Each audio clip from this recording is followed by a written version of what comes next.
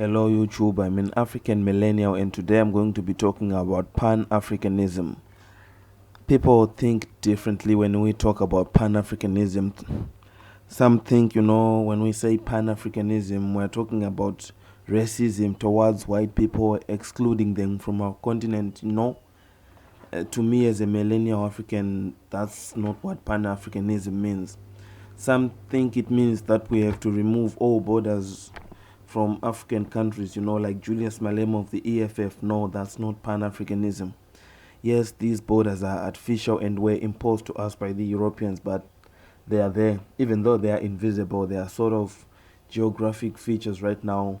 One knows where Zimbabwe ends and where South Africa begins. One knows the border between countries. Even people who seem to be alike, sometimes they can't get together in one country, like the Ethiopians and Eritreans. Those are problems that we have to deal with as time goes on, but we have to embrace this concept of Pan-Africanism in the sense that when we trade with each other, like what Ghana did, is it Ghana or it's Kenya? Like Kenya, like what Kenya is doing, having a free trade agreement with Uganda, its neighbor. The East Africans, they are doing it right.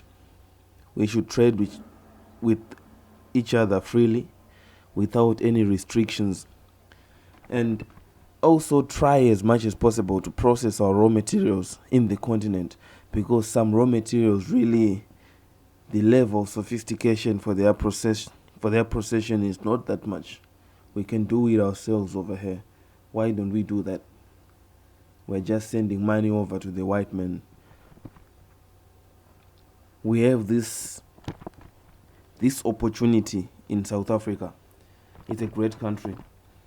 White people believe in South Africa. They can invest in South Africa. We have raw materials. It can become the industrial heartland of Africa.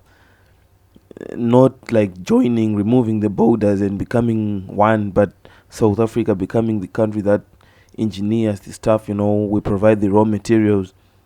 They pump out the cars. They have the infrastructure. They have the technology.